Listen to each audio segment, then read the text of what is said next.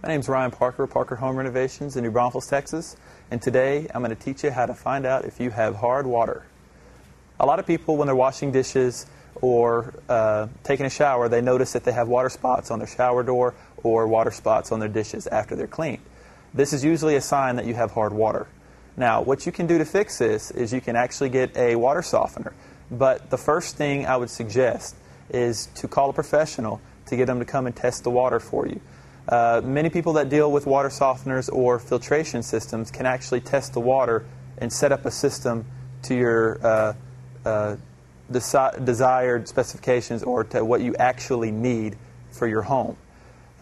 Usually these water systems are fairly expensive, but they really do a good job in getting rid of the hard water.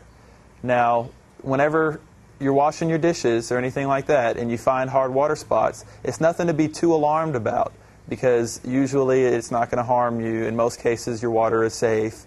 But if it does bother you, you can contact a professional and they can set up an appointment with you to come measure your grains per gallon of minerals and set up a water filtration system for you.